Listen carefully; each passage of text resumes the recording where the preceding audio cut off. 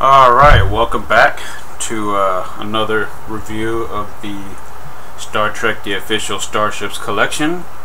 This is issue 19 featuring the USS Stargazer NCC-2893 as seen in the Star Trek The Next Generation episode called The Battle from the first season. So here is the ship in the magazine, so we'll put the ship aside for a minute and let's take a look at the magazine. So again, we have a very high quality image here of the ship with a little bit of information about it. It's 310 meters, maximum speed warp 9, number of decks 15, constellation class. A little bit more of the specification. Its registry again is NCC-2893, constellation class, constructed in the San Francisco Fleet Yards, launched in the early 24th century. It was abandoned in 2355, 310 meters, 15 decks, a crew of 535, maximum speed of warp 9, complete with phasers and photon torpedoes. Its captain was Captain Jean-Luc Picard from 2333 onwards. And here we have, an excellent image of the ship here, CGI rendering, and some information about the ship. A little picture of Captain Picard in the captain's chair while he was possessed by the Ferengi thought maker in that episode. More information about the ship, including another great image and some screenshots from the episode. Interesting to note at the bottom here is Jack Crusher, who is was the husband of Dr. Beverly Crusher, who served with Picard on the Enterprise. At some point, Jack Crusher was the helmsman, I think, or just another officer on Picard's bridge crew, and they went on an away mission and he was killed, and I guess Picard felt really guilty about that, which is why he took a special interest in Wesley Crusher. And the world famous Picard maneuver, as it has become known to be called, basically this maneuver was invented by Captain Picard while in command of the Stargazer. Basically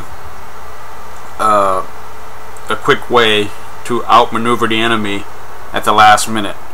So here is the ship appearing helpless.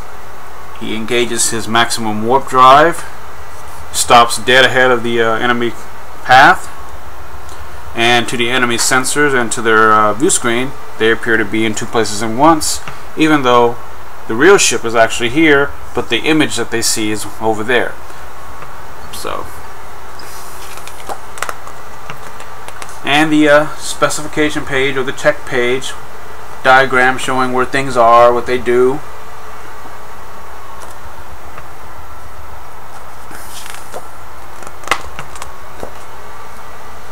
And here's the section on the design of the Stargazer.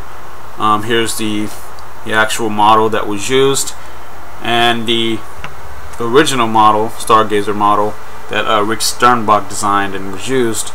Interesting to note about this thing, the Stargazer looks a lot like the Constitution class refit from Star Trek The Motion Picture and the early Star Trek movies. At some point, the producers went out and bought the existing model kits of the Enterprise and basically used various parts of the model kits and put together this ship.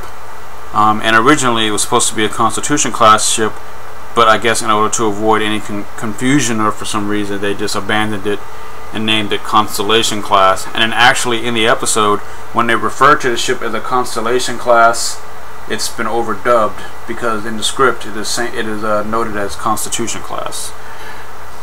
This is similar to how the model looked in Picard's ready room. For those of you who know The Next Generation intimately or even remotely, you'll notice that this ship model is seen in the background in Captain Picard's ready room in just about every episode of The Next Generation. and a section on the magazine talking about the filming of the various starships and ships in the series, at least in the early part. Here's the Enterprise D, at Industrial Light and Magic, and the Old Berth class USS Grissom being reused as the USS Tchaikovsky. More shots, complete with a pic with Gene Roddenberry and the crew there. And the final information page, basically it appeared in the episode The Battle. It has had no movie appearances on Starship The Next Generation, designed by Andy Probert and Rick Sternbach. Now this ship has been seen only once, but it's been referenced about a dozen times throughout the course of the series. You know, various adventures that Picard had, and of course non-canon novels have gone further into that time period in the history. And here is a shot of the actual model that was seen in the Ready Room most of the series. And so yeah, so that's the Stargazer. Next up, I will be doing the Klingon Vorcha class cruiser, which I also have here. And here's the back ship, or the back image of the ship on the magazine. So here's that, and let's move on to the ship. Alright, here's the Stargazer. Let's open this thing up.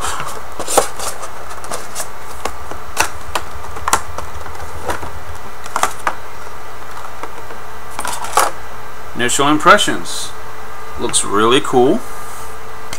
Seems like the top part of the saucer is metal, the bottom is plastic. I like how the warp nacelles looked. I've always wondered why there were 4. They never really explained that, but I think it's pretty cool either way. I love the detailing, especially on the registry there. You can see it. It even has it on the underside. I suppose you can stand it up facing this way or this way, which is pretty much the same, except the bottom has all the various sensor domes and stuff like that. And I think the ship has 2 bridges, a battle bridge down here and the primary bridge at the top there. But it's a very cool model. I would have liked to have seen a little bit more detail on this, on the stern area, like you see in the magazine. But other than that, I have no real complaints, except for the, you know, little seam there. But for $20, there's very little to complain about. So I'm very happy with this. Eagle Moss seems to be stepping their game up and getting better and better with each new ship and shipment. And look forward to the next batch. So yeah, here's the Starship Stargazer NCC-2893, and I look forward to covering the Klingon Vorcha class cruiser. And yeah, so thank you so much for watching, and I'll catch you on the flip side.